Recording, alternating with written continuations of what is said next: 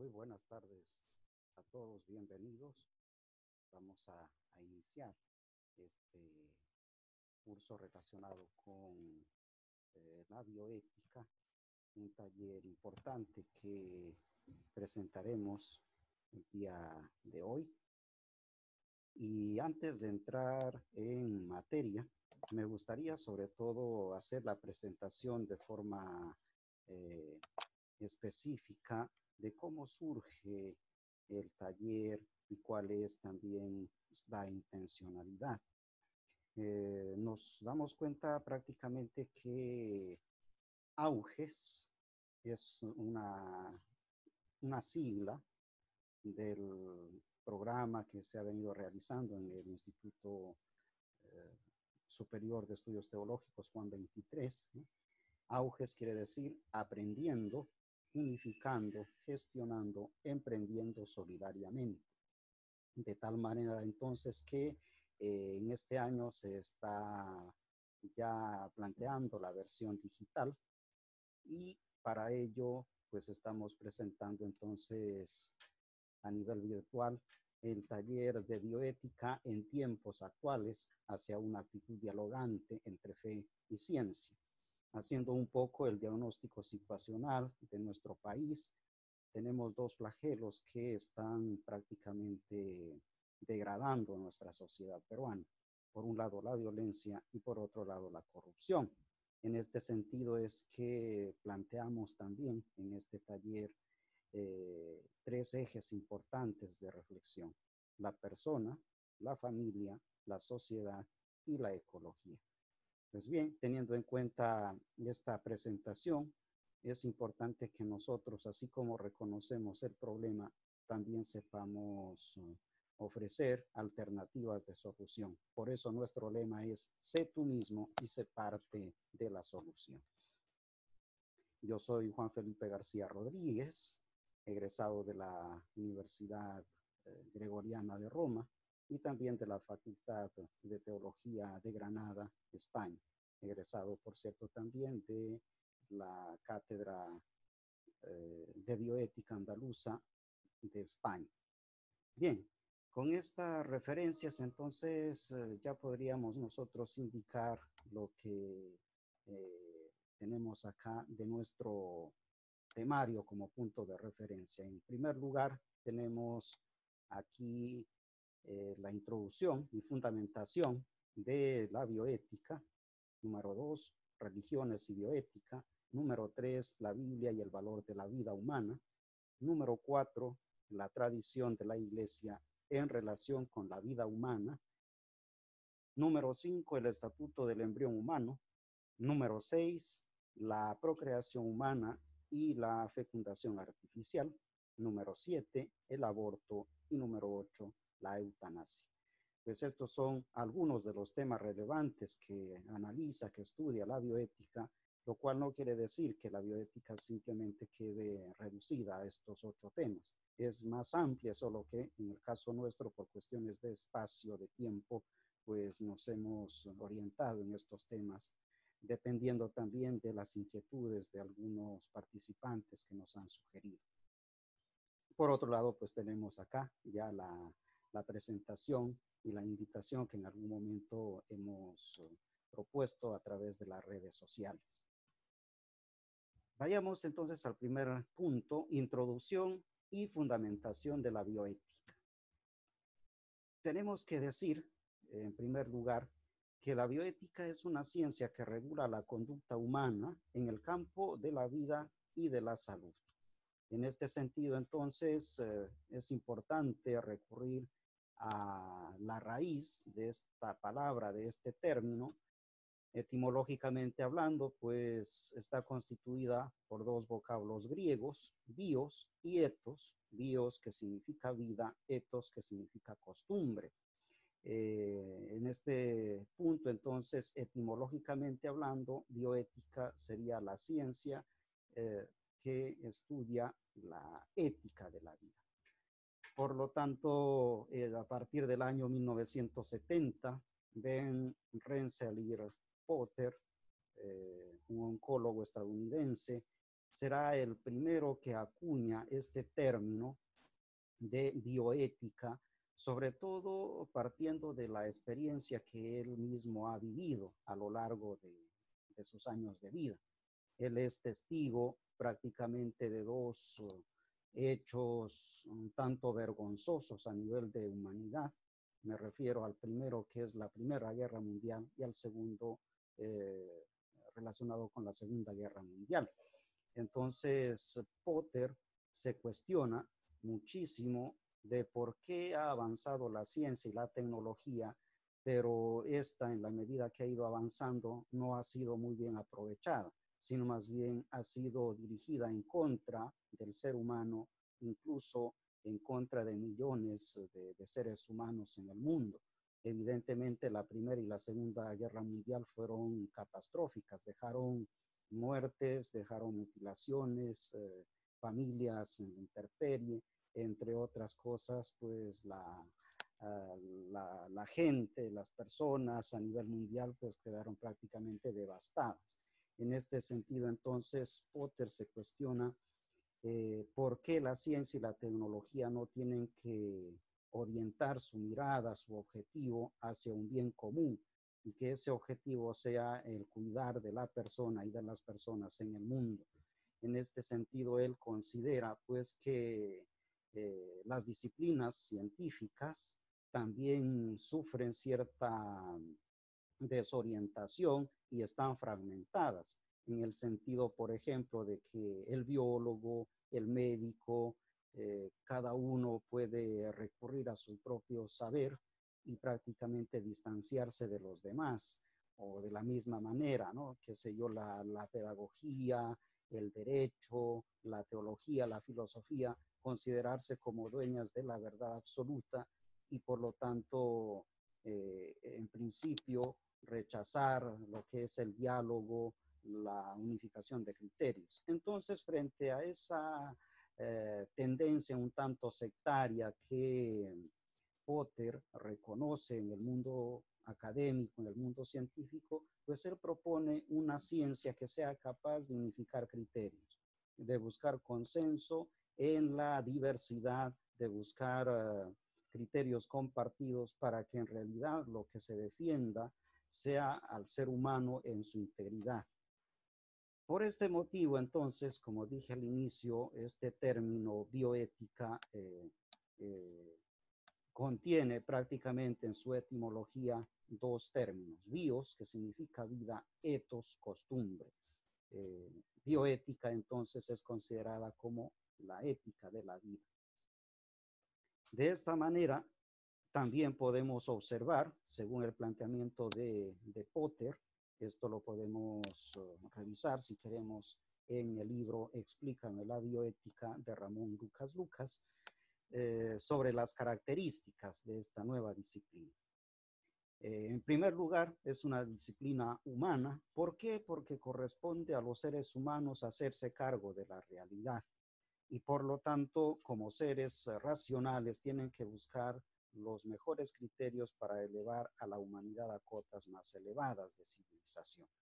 En segundo lugar, como característica de la bioética, encontramos que es racional, en el sentido de que sus argumentos se van a basar en no solo supuestos, sino valores basados en la racionalidad y no necesariamente en la emotividad, lo cual quiere decir entonces que, por ejemplo, los seres humanos, como seres racionales que somos, y a lo largo de la historia hemos descubierto que cada ser humano tiene derechos inalienables, y que uno de esos derechos es la vida, y que nadie debe sobrepasar, ¿no? Sobre ese derecho. Entonces, pues todos nos estamos convenciendo que debemos respetar la vida de todos los seres humanos. Por lo tanto, eso que implica que, independientemente de la cultura, de la región, del lugar, del país donde vivamos, prácticamente como seres racionales debemos optar por el cuidado de la vida, no solamente de la vida de nuestra especie, sino de todas las especies que habitan el planeta. ¿Por qué?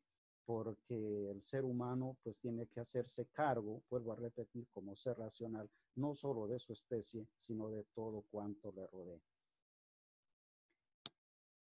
La tercera característica, la bioética es universal, porque aquellos principios que propone tienen que ser válidos no solo para un sector, sino válidos para toda la humanidad, para toda la familia humana.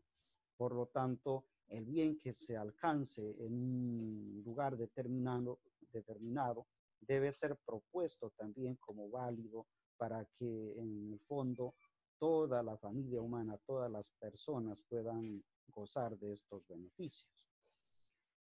Es interdisciplinaria, la bioética es la característica número 4. ¿En qué sentido? En que esta nueva disciplina busca unificar los saberes y cada una de las disciplinas científicas debe hacer su aporte desde su campo de estudio con el objetivo, vuelvo a repetir, de cuidar, de tutelar la vida, de modo particular la del ser humano, y el ser humano hacerse responsable de todo cuanto habita en este planeta. Siguiendo entonces con la fundamentación y algunos principios que vamos a encontrar en bioética, aquí planteo 13 ideas importantes. En primer lugar, el valor intrínseco de la dignidad humana. Todas las personas tenemos una dignidad, unos derechos. Por lo tanto, es importante educarnos para el respeto de los derechos propios y los derechos de los demás. Número 2, la vida humana constituye un valor fundamental del que no se puede disponer arbitrariamente. Efectivamente, aquí nos detenemos un poco a pensar sobre qué valor realmente estamos prefiriendo en la actualidad, ¿no? A nivel político, a nivel económico, a nivel personal, incluso, ¿qué escala de valores tenemos? Probablemente en algunos casos no necesariamente sea la vida el valor fundamental, sino que se utilice este valor para beneficio propio. Tal es el caso, por ejemplo, en situaciones muy concretas donde se prefiere orientarse por una mentalidad de tipo abortista, y detrás de todo ello hay pues un deseo muy grande de sacar ventaja, ganar mucho dinero con estas prácticas, de tal manera que eso estaría yendo en contra de la dignidad del ser humano, en contra de la dignidad, ¿no?, de cada persona, y sobre todo no estaríamos respetando ese derecho inalienable de todas las personas, que es el derecho a vivir. Punto número 3, existe un nexo inseparable entre vida, verdad y libertad. Evidentemente, como hemos dicho, si es que respetamos la vida, esto también debe llevarnos a una escala de valores, a plantearla muy bien, y esas escalas de valores que cada uno tenga tienen que orientarse por la verdad, de tal forma entonces que no podemos ir por la vida prácticamente como si no nos importara nuestra propia vida ni la vida de los demás. Es hacernos cargo de la realidad, hacernos cargo de nosotros mismos, ser dueños de nuestras acciones y responder por ellas de forma alturada. Dentro de esos criterios de verdad, pues entra también en juego la libertad. En ciertas circunstancias mal entendida, por supuesto, porque en ciertas ocasiones uno puede escuchar o uno mismo caer en la trampa de decir, bueno, como yo soy libre y hago lo que quiero, pero en realidad la libertad debe ser usada responsablemente. Caso contrario, una persona puede decir, como yo soy libre, prácticamente hago daño a cualquier ser humano que encuentre al paso a lo largo de mi existencia. Y como soy libre, pues nadie me puede decir nada. Pues a esos niveles entonces la libertad pues no se debe entender de esa manera, sino que orientándonos quizás con ese pensamiento de Santo Tomás de Aquino, que decía que nosotros como seres humanos tenemos la imagen divina precisamente porque gozamos de libertad. pero esa libertad no es para hacer cualquier cosa, sino para, sobre todo, elegir el bien. Entonces, yo creo que el bien hacer, el buen obrar, prácticamente es manifestación de esa gloria divina aquí en la tierra, sobre todo para quienes nos orientamos por una espiritualidad o una religión concreta. Probablemente ahí también haya discusión con quienes, por ejemplo, no son partícipes de una religión o de un credo determinado, pero de todas maneras es respetable, ¿no? Su postura y la postura nuestra, evidentemente que sí. Número 4, conocer para curar, no para manipular. Yo creo que en los ambientes bioéticos hay que tener en cuenta este principio, sobre todo para cuidar siempre de la vida, cuidar de los pacientes y no para llevarlos a cierta manipulación.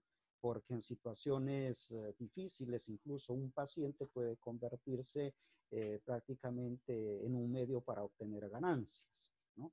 En el sentido de que, bueno, quizás malintencionadamente se le ofrezcan no solo medicinas costosas, ¿no?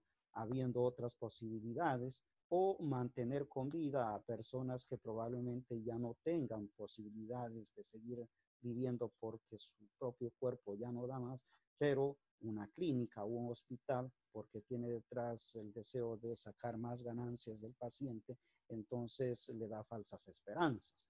Fíjense a estos niveles, entonces, el código hipocrático pues invita sobre todo a cuidar de la vida y no a hacer daño.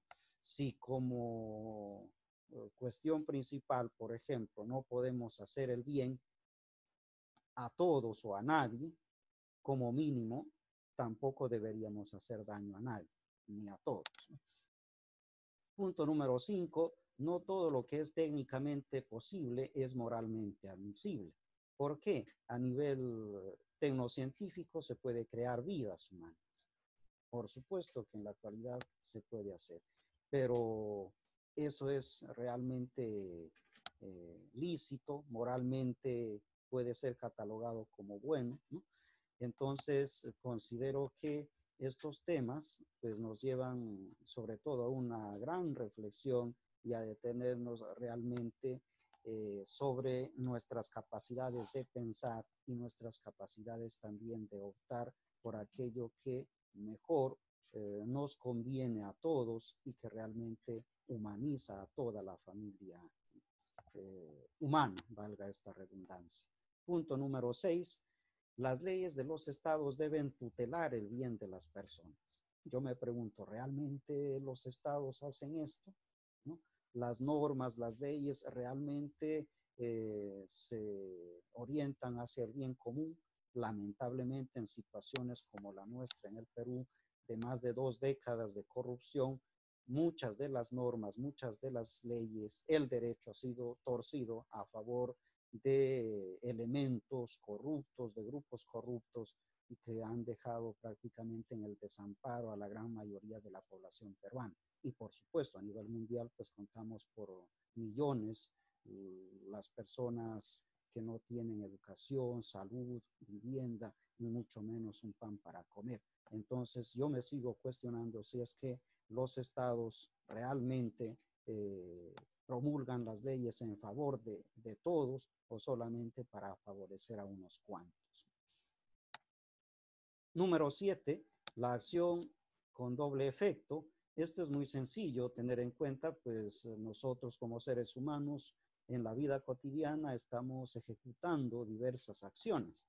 ¿Y esto qué implica?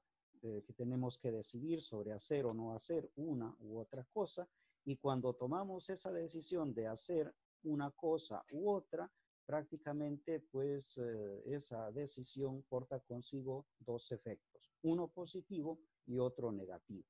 Por ejemplo, una persona que decide casarse, en los términos cristiano-católicos, decide si es un varón casarse con una mujer, ¿no?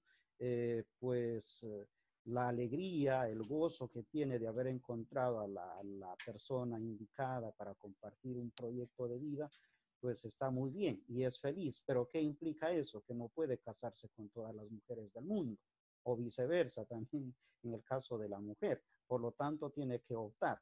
Es decir, todas nuestras decisiones en la vida tienen dos efectos. Finalmente, lo que debemos hacer es optar por tomar una decisión y seguir los efectos o las consecuencias que realmente a nosotros nos hacen sentir bien, nos hacen sentir felices. Punto número 8, el principio de totalidad y proporcionalidad.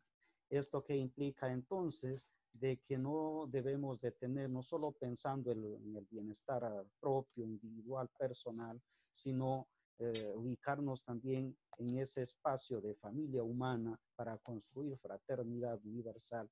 Y esto implica entonces que nuestras acciones sean tenidas en cuenta a nivel global, y en la medida en que nosotros aportemos con nuestro granito de arena, no solo nos haremos bien a nosotros mismos, sino también a toda la humanidad. Esto con un ejemplo claro, en este tiempo de pandemia, por ejemplo, nos damos cuenta que de nosotros, del cuidado propio, depende también la salud de los demás y viceversa. El cuidado que hagan los demás de sí mismos depende pues mi propia salud, incluso hasta mi propia vida. 9, aportes del principialismo. Pues esta es una tendencia sobre todo que va a surgir en Estados Unidos, que plantea lo siguiente: para vivir en sociedad, como mínimo, deben tenerse en cuenta 4 principios importantes: el respeto a la autonomía de las personas; segundo, el respeto a la beneficencia; ¿sí? Tercero, el respeto a la justicia; y cuarto, la no maleficencia.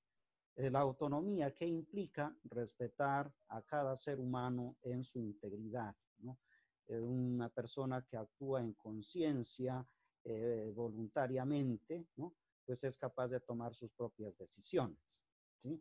La beneficencia, evidentemente, ¿qué implica esto?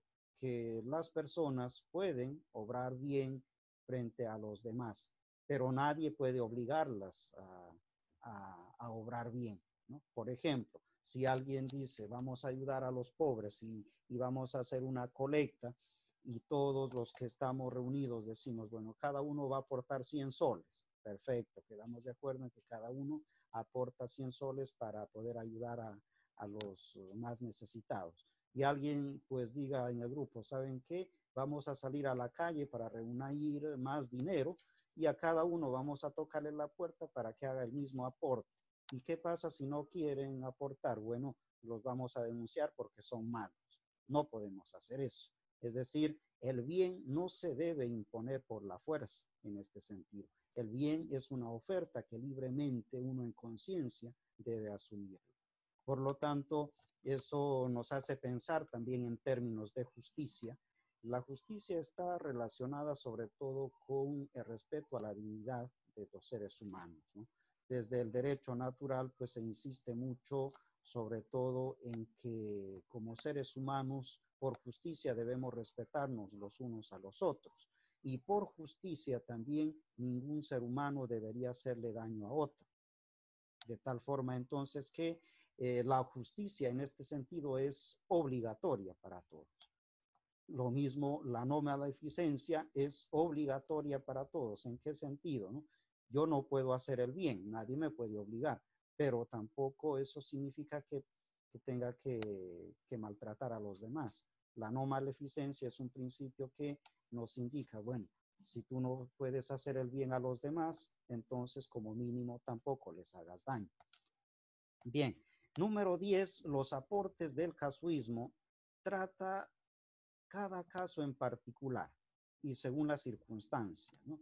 Este es un punto interesante porque a nivel bioético vamos a tener como dos orientaciones. Por un lado, establecer principios generales y por otro lado, establecer también principios que respondan a cada caso en particular, que solucionen cada caso en particular. Desde el punto de vista biomédico, ¿cómo se da o cómo se digiere este principio o esta tendencia casuística? Por ejemplo, si uno de ustedes es médico y a su consultorio llegan 5 pacientes, probablemente con la misma enfermedad, ¿sí? No a todos, como médico, usted tiene que que recetarles el mismo fármaco, la misma medicina, porque es muy probable que cada paciente tenga por allí una enfermedad colateral que si le da tal medicina le puede afectar al corazón, los riñones o el estómago, entre otras cosas, mientras que otro paciente que solamente tiene una determinada enfermedad y si le receta un fármaco determinado, pues no va a tener efectos colaterales. Entonces, es muy importante tener en cuenta el aspecto casuístico en nuestra vida. Esto sucede también, por ejemplo, en una familia, en un hogar, ¿no? Papá y mamá que tienen 4 niños, 4 hijos, ¿no? Si bien es cierto, todos son sus hijos, ¿sí? A todos los quieren por igual, pero probablemente a la hora de corregirlos, no los corrijan a todos de la misma manera, porque cada uno tiene una personalidad distinta, tiene una forma de expresar sus emociones y los papás, las mamás conocen ese detalle, entonces se acercan a cada uno según lo, la, el carácter que tienen sus hijos para poder ayudarlos, ¿no? Bien, punto número 11, los aportes del paradigma areteico. ¿Qué significa esto? Arete significa virtud. Por lo tanto, la bioética tiene muy presente este paradigma de las virtudes, sobre todo que se ha trabajado muchísimo en teología moral dentro de la perspectiva de la religión cristiana, ¿no? Entonces, el tema de la vida virtuosa implica, pues, coherencia, implica una honestidad de conciencia y que de alguna forma, pues, lleva también a repensar la sociedad en términos axiológicos, en términos de valores, porque hace mucha falta entonces la presencia de valores y que estos sean vividos en los distintos niveles de la sociedad, porque una sociedad, o mejor dicho, unas personas sin valores prácticamente estamos condenados a la ruina, ¿no? ¿Por qué? Porque se puede naturalizar la violencia, incluso se pueden violar los derechos humanos y pareciera que eso es muy normal. Tal es el caso que en nuestro país parece que se ha hecho un poco cotidiano, por ejemplo, el soborno, el tema de la corrupción que se manifiesta a través de la coima, es decir, te pasas un semáforo en rojo y ya estás pensando cuántos soles le vas a dar al policía. O sin necesidad que pienses mucho, el policía se acerca y te pide directamente los 20 soles. Entonces hemos naturalizado la coima, hemos naturalizado el soborno, de tal manera que, por ejemplo, si vamos con nuestros hijos, ellos aprenden por imitación y van a pensar que eso es lo más normal en la vida y van a repetir los mismos esquemas a lo largo de su vida, probablemente siempre y cuando no haya otros valores que realmente engrandezcan al ser humano y que muestren otra forma de vivir, otro estilo de vida. El punto número 12, los aportes de la ética del cuidado, basado sobre todo en la relacionalidad. Todos los seres humanos nos afectamos unos a otros de una u otra manera, directa o indirectamente, positiva o negativamente. En este sentido, entonces, las éticas del cuidado nos llevan a reflexionar sobre eh, qué realmente estoy yo prefiriendo en mi vida, cómo cuido de mí y en la medida que yo cuide de mí mismo, cuidaré de los demás y viceversa harán los otros conmigo. Fíjense que esto a nivel de quienes somos cristianos y católicos, si revisamos las Sagradas Escrituras, tenemos ahí un dato interesante en el Nuevo Testamento. Eh, Ama a tu prójimo como a ti mismo, ¿no? En principio parece que sería preferible solo amar al prójimo, ¿no? Tender nuestra mirada, nuestro afecto y que sea de hecho un afecto lleno de virtudes hacia los demás, olvidándonos de nosotros mismos.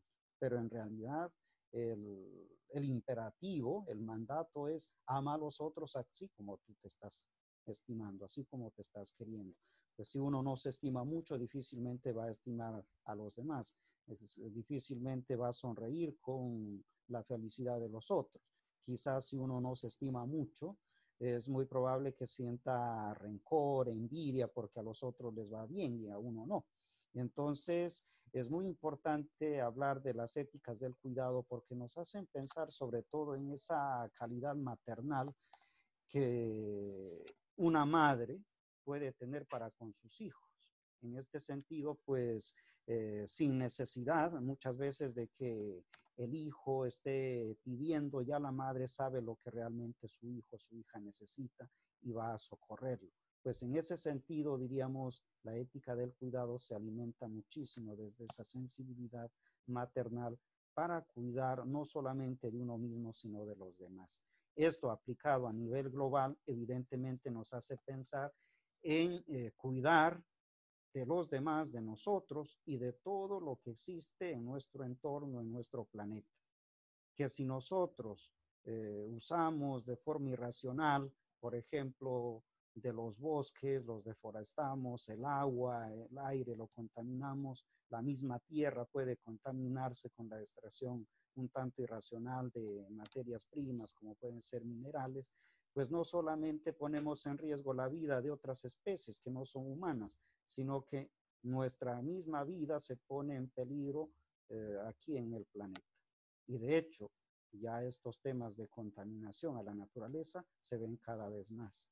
¿Por qué? Porque detrás de todo ello hay una idea de ser humano que debe desarrollarse, pero sin medir las consecuencias, de amasar grandes fortunas sin tener en cuenta muchas veces que la depredación puede terminar no solo con otras especies, sino poniendo en riesgo nuestra propia especie aquí en la Tierra. El último punto, los aportes de la ética de la responsabilidad. También esto basado en una racionalidad, en una deontología y teniendo en cuenta una deliberación prudencial. ¿Qué significa entonces, no? Por el hecho mismo de reconocerme un sujeto de derechos, pues reconozco a los demás también como sujetos de derechos, por lo cual yo debo respetar y debo ser respetado. En esta misma dirección, pues, ¿qué implica la responsabilidad? Que yo me responsabilizo de mí mismo, también me responsabilizo de la sociedad, ¿no? Me responsabilizo del entorno donde vivo y por supuesto esto implicará entonces de vivir mi libertad, ¿no? Dentro de los parámetros de la responsabilidad. Por eso en alguna circunstancia habremos escuchado de que la libertad no debe ser entendida ni vivida como libertinaje, sino como libertad responsable. El punto de la deontología implica sobre todo a yo como ser humano y quizás como profesional, pues cuáles son mis obligaciones para con los demás, para conmigo mismo, ¿no? La deliberación prudencial que implica para situaciones complejas, difíciles, problemáticas, es importante escucharnos, ver, analizar las distintas alternativas de solución y finalmente decidir por aquella alternativa que se ajusta a los intereses de todos y no solamente de una persona, ¿no? Dicho esto, entonces el enfoque bioético, tal y como podemos observar en pantalla, abarca pues la convergencia de las distintas disciplinas. Aquí solamente por poner un ejemplo he colocado algunas de ellas, pero en realidad todas las disciplinas científicas tienen que buscar consensos con el objetivo de elevar a la humanidad a cotas más altas de civilización. Bien, sobre el punto 2, religiones y bioética, ¿qué podríamos decir? En principio, podríamos decir que tanto la religión como la bioética ponen a la persona en contacto con el ser divino, con Dios, en contacto con la trascendencia. Esa es la postura de la teología moral cristiana. Desde un punto de vista filosófico, simplemente nosotros podríamos decir de que las virtudes, de que la moral, incluso los valores religiosos, elevan a las personas a un estatus moral distinto, a un estilo de vida concreto, que sea evidentemente valorado, calificado como bondadoso y no como malintencionado. Por lo tanto, podríamos decir que entre religión y bioética hay cierta interrelación. No son las mismas, son distintas, como ya veremos ahora, pero que debe haber convergencia entre una y otra. La religión va a fundamentarse en esos criterios de gratuidad. Nuestra fe nos indica de que Dios es Padre, Madre, amoroso, ¿no? Que cuida de cada uno de nosotros y lo hace de forma gratuita, ¿verdad? De manera desinteresada. Aunque nosotros podamos errar en la vida, siempre tenemos una mano divina que nos sostiene. Es más, el mismo Nuevo Testamento nos dice que Dios hace llover sobre justos y pecadores. En ese sentido, entonces, esta frase se va a fundamentar aún más con el Antiguo Testamento, donde dice pues que la gloria de Dios no es que el pecador muera, sino que el pecador se convierta, ¿no? Reoriente su conducta y viva, ¿no? En esa orientación podemos ver entonces que la verdadera religión, la auténtica religión, va a proteger al ser humano y no lo va a eliminar. ¿Por qué? Porque cree en el Dios de la vida, en el Dios de Jesucristo, en definitiva, ¿no? Un Dios tan cercano, un Dios que es capaz incluso de dejarlo todo y entrar en nuestro mundo humano para poder salvarnos. Por lo tanto, detrás de todo ello tenemos también la experiencia del perdón, ¿sí? Esto evidentemente nos hace pensar sobre todo en unos criterios tan importantes que muchas veces en el campo civil no lo vamos a encontrar.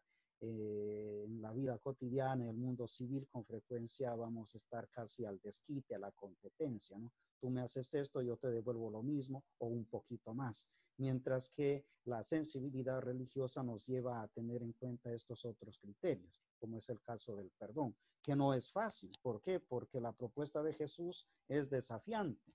No es simplemente practicar la justicia, sino que nos invita a orar por nuestros enemigos, ¿no? A ver a quién de nosotros nos gusta cuando nos hacen daño y consideramos al otro como un agresor, orar por él o por ella.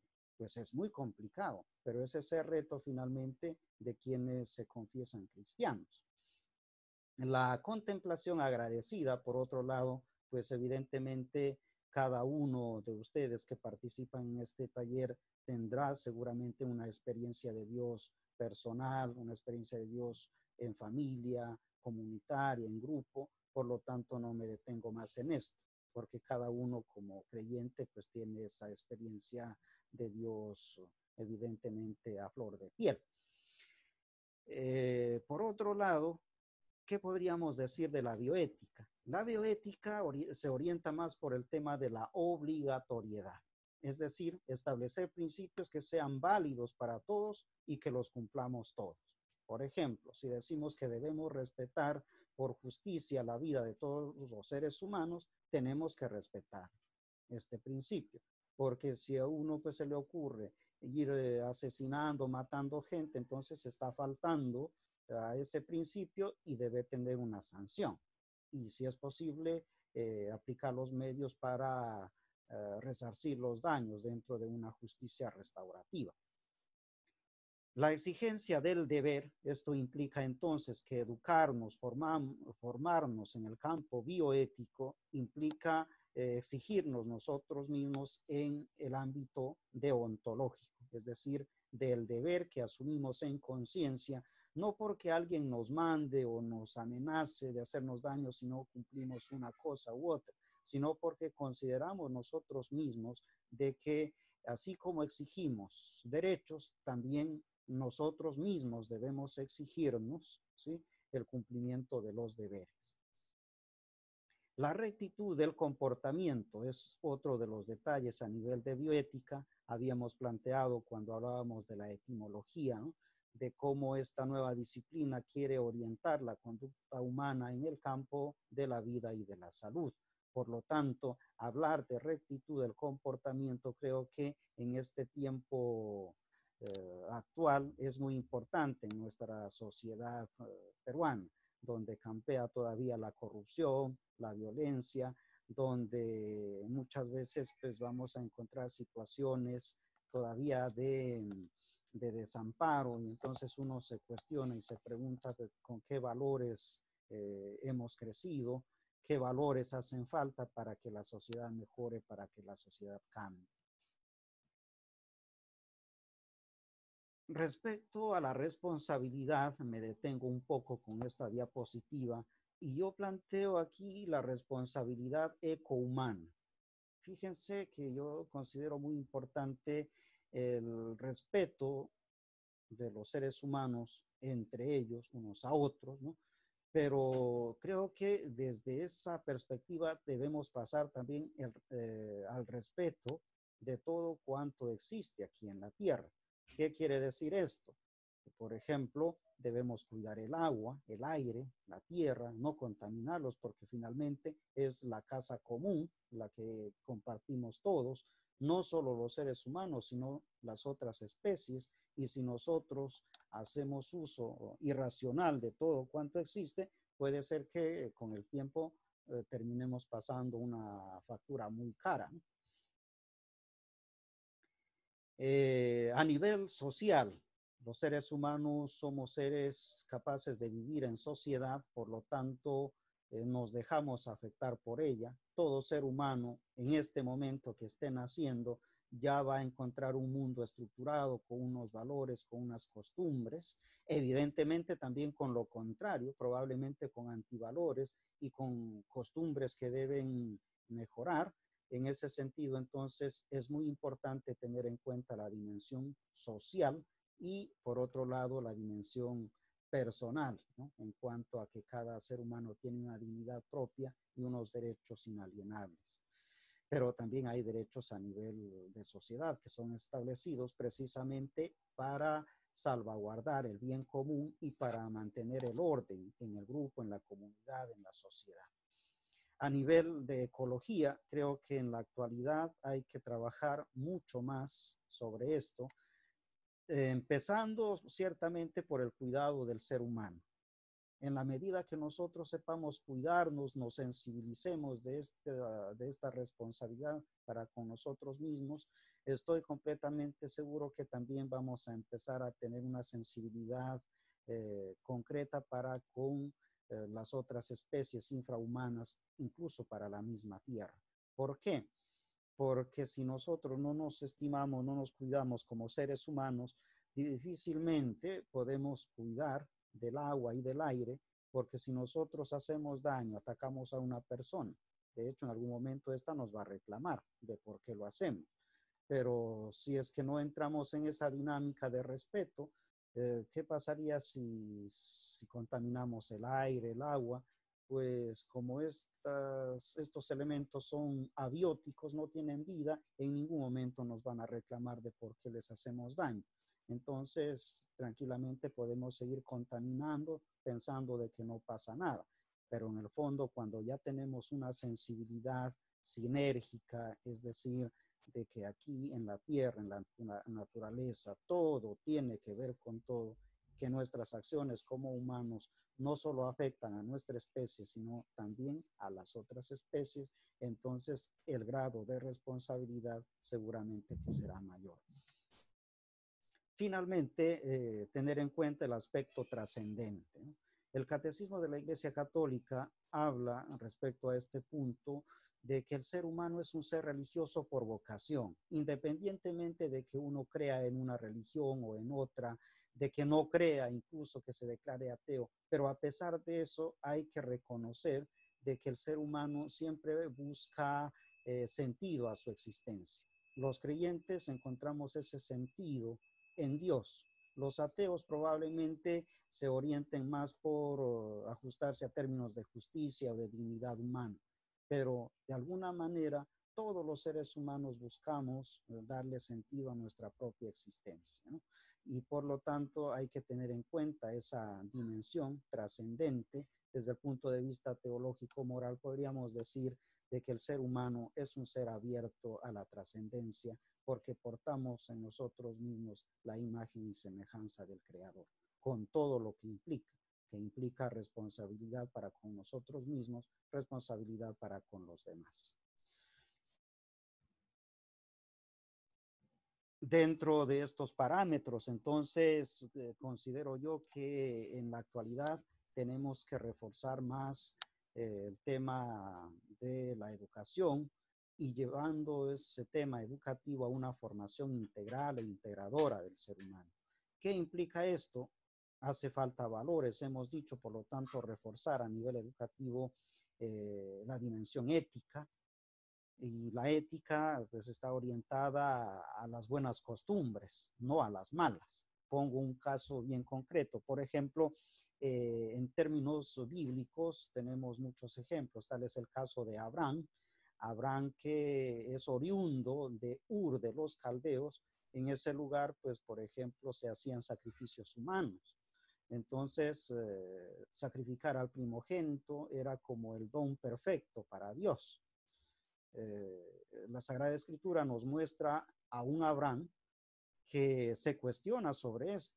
Lleva evidentemente a su propio hijo Isaac para sacrificarlo, pero luego da un giro rotundo. No termina sacrificándolo, sino respetándole la vida, y porque considera que el Dios de la vida no puede ser un Dios sanguinario, un Dios que se alegra, que se siente satisfecho con un sacrificio humano, ¿no? Sino que realmente, si es Dios de la vida, es el creador, tiene que proteger la vida, cuidarla y no eliminarla. En este sentido, Abraham pues deja unas costumbres propias de su tierra, de su pueblo, para optar por unas nuevas costumbres que realmente son humanizadoras, humanizantes, ¿no?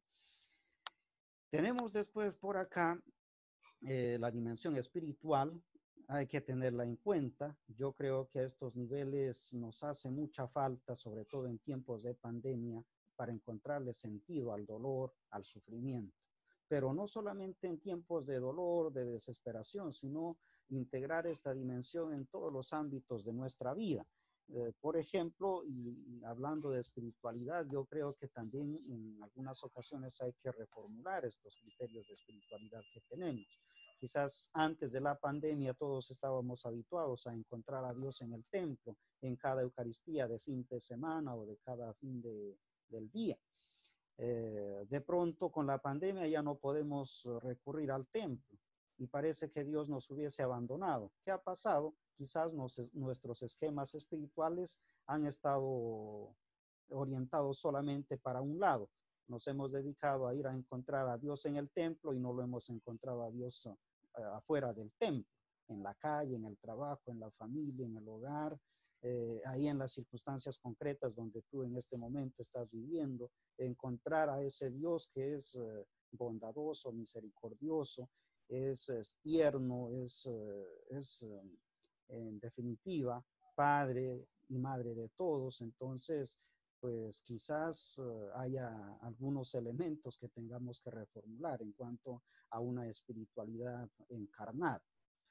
Una dimensión a tener en cuenta es el aspecto cognitivo. Yo creo que el desarrollo a nivel de conocimiento es fundamental porque esto permite buscar de forma inteligente soluciones a los problemas, no solo personales, sino a los problemas que de alguna manera involucra a toda la familia humana.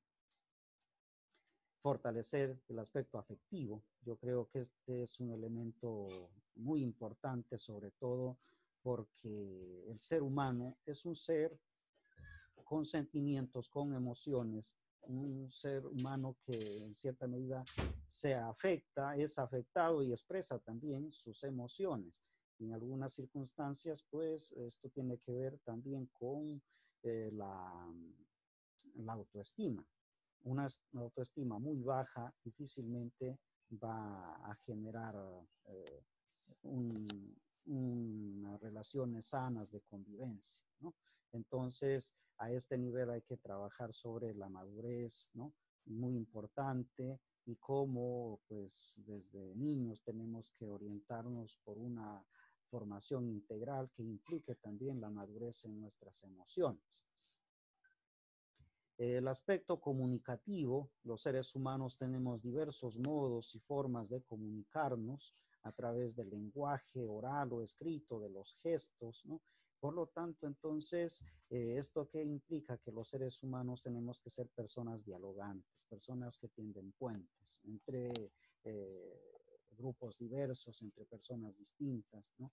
No es tan fácil, a veces podemos escuchar esto y pensar que es un ideal, pero bueno, es mejor caminar por la vida con un buen ideal a caminar por la vida sin ningún ideal o avanzar por la vida prácticamente sin sentido. De este modo, entonces, pues si es que nos orientamos por la bioética, es precisamente para darle un nuevo rumbo o matizar el camino que estamos ya avanzando día a día, con nuevos elementos, con nuevos recursos que en el fondo nos lleven a ser más felices y gozar de la vida, de ese don tan preciado, pues que Dios nos ha regalado. Por otro lado, también tenemos acá la dimensión estética. Díganme ustedes, ¿quién no desea verse bien, ¿no? Sentirse bien?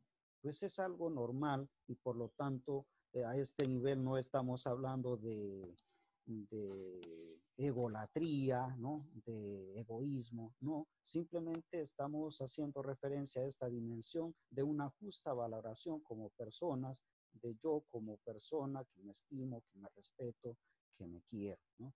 Y no solamente por las capacidades que tengo, sino incluso a nivel corporal he aceptado mi propio cuerpo, mis dimensiones corporales, algo que queda mucho por trabajar porque en algunas circunstancias evidentemente vamos a encontrarnos todavía con personas que sufren porque no se aceptan tal y como son. Esto sobre todo en el mundo de los adolescentes, ¿no? Los adolescentes a veces no aceptan, qué sé yo, que su ojo, que su nariz, que su cara sea o tenga esta forma u otra. Pues el lacio quiere ser, qué sé yo, eh, eh, que su cabello tenga rulos, el que tiene su cabello ondulado quiere ser lacio, entonces todavía como que falta ahí trabajar muchísimo para poder aceptarse tal y como uno es. En ese sentido, implica entonces pues un trabajo a nivel emocional, a nivel de aceptación. Caso contrario, pues vamos a caminar por la vida también como si estuviésemos cojeando, ¿no? Sosteniéndonos en un solo pie. Y finalmente, la dimensión sociopolítica. Los seres humanos somos seres sociables, por lo tanto, seres políticos. Con esto no quiere decir que urgentemente tengamos que pertenecer a un grupo político, no, esa no es la intención. La política en el campo griego, sobre todo en su etimología, polis significa ciudad, ¿no? ¿Y esto qué implica entonces? La política es realmente la persona que asume las responsabilidades en sociedad, ¿no? Ese es el buen ciudadano. Es decir, para ser honesto, para ser justo, para ser ciudadano responsable, no hace falta que lleguemos a ser consejero, alcalde, presidente, senador, congresista, diputado, no, sino que cada ser humano desde el lugar de donde se encuentra puede hacer mucho bien a la sociedad. Como punto de referencia tendremos a nivel que es nuestro campo, la teología moral y en el ámbito bioético, desde el cristianismo, pues a Jesús de Nazaret. ¿Por qué? Porque en él podemos observar, por ejemplo, en su experiencia de fe, algo muy propio, que es la capacidad que tiene para unificar criterios. Jesús se acerca a los pecadores, se acerca a aquellos que son considerados borrachos, comilones, a aquellos que se orientan por la corrupción. Él se acerca, pero no quiere decir que Jesús sea corrupto, Jesús sea no un comilón, sino que se acerca para precisamente a través del diálogo, del encuentro con él, esta gente considerada de mal vivir, pues reorienta su conducta y evidentemente comienza a trabajar por un mundo más humano, más justo y más equitativo. En todo caso, yo le recomiendo, por ejemplo, la lectura de el texto de Zaqueo, un tipo que se deja llevar por el soborno, es apasionado de amasar fortuna de forma fraudulenta, de forma corrupta, pero al encontrarse con Jesús prácticamente su vida cambia de rumbo, su comportamiento, su conducta se reorienta de tal manera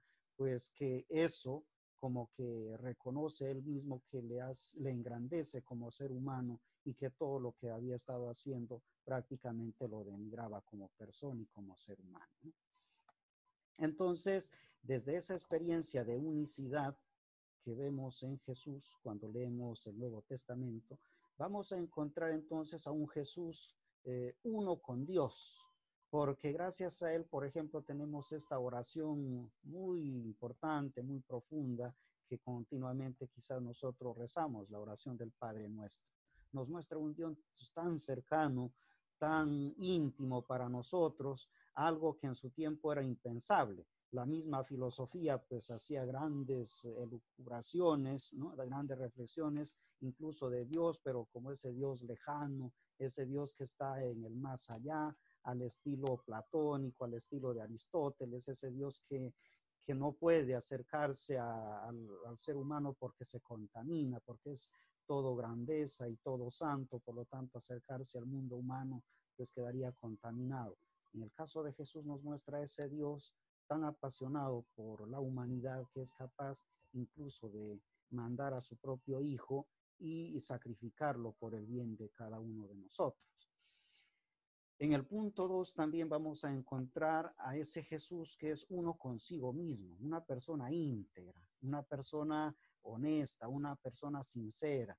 A Jesús no se le acerca a la gente porque sea un malvado, todo lo contrario, se acerca a la gente porque ve en él a alguien distinto, considerado el Hijo de Dios, pero que no utiliza su poder para maltratar, para abusar de los demás, sino que lo que busca en realidad es utilizar, digamos, esa característica divina precisamente para salir al encuentro del que menos tiene, del que más sufre, ¿no? Para salir al encuentro y defender a aquel que es condenado porque se porta mal, tal es el caso de la mujer pecadora que quieren lapidarla, es decir, quitarle la vida tirándole piedras, pues él se acerca, ¿no? Con una mirada sencilla de compasión, pues lo que hace es no solamente reorientar la conducta de esta mujer, sino de todos aquellos que querían lapidarla, porque finalmente les dice, a ver, si ustedes se creen muy buenos, empiecen a arrojar la primera piedra si están libres de pecado. Y vemos que en la Sagrada Escritura dice que se fueron retirando, soltando la piedra uno tras otro, comenzando por los más avanzados en edad, por los mayores. Entonces, ¿qué quiere decir esto? Que Jesús realmente es un tipo apasionado por la vida del ser humano, que cuida del ser humano, de su dignidad. Y entonces, si es que nosotros nos consideramos seguidores en esta misma línea del cristianismo, pues tenemos que de alguna forma avanzar con esos criterios de respeto como mínimo de uno mismo y también para con los demás.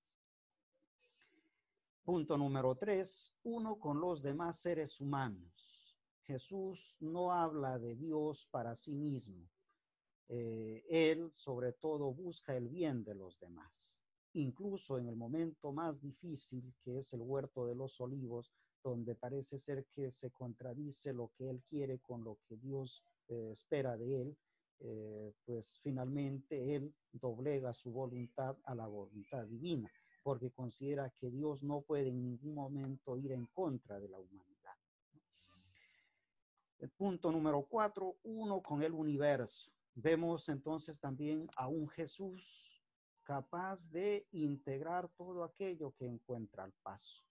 Y por qué no decir también nosotros, pues, que tiene una mirada universal, no es una mirada reducida a un ámbito, a un solo aspecto de la vida, sino que integra prácticamente todo. Por lo tanto, en términos globales, podríamos decir incluso de que Jesús es muy respetuoso de ese orden universal y por lo tanto ese mismo orden en algunas circunstancias, quizás por el mismo obrar mal del ser humano, pues genera muchas dificultades, muchos problemas.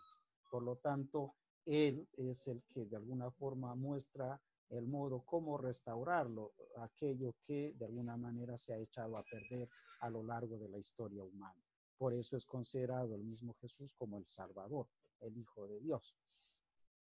Punto número 5, pues vemos a un Jesús radicalmente libre, ¿sí? Algo que podemos notar en él es una persona que vive la libertad, ¿no?, en condiciones que los demás pueden aceptar. Y por lo tanto, desde esa libertad y en conciencia, emite juicios y sobre todo porque detrás de esos juicios que él da, ¿no?, hay toda una coherencia de vida. Por ejemplo, cuando se enfrenta a los publicanos, a los fariseos, prácticamente más que sus palabras, ¿sí?, es su testimonio de vida, su coherencia de vida lo que habla por él, ¿no? Bien, con esto entonces concluimos por ahora y nos veremos dentro de unos días, el día jueves evidentemente, para continuar con el tercer tema que nos espera, la Biblia y el valor de la vida humana. Pues yo creo que son temas relevantes y tenemos que tenerlos en cuenta para que, como he dicho al principio, si es que en algo nos ayuda este taller, que sea para mejorar aquello que estamos haciendo, y si es que hay algo que reorientar en cuanto a comportamiento y a conductas, pues sí que este taller nos da las pistas, pues que sean bienvenidas y que nos ajustemos a esos criterios de coherencia, ¿no?, entre lo que había dicho en algún momento, entre lo que creemos y lo que proponemos y lo que hacemos. Muchísimas gracias y nos vemos la próxima sesión.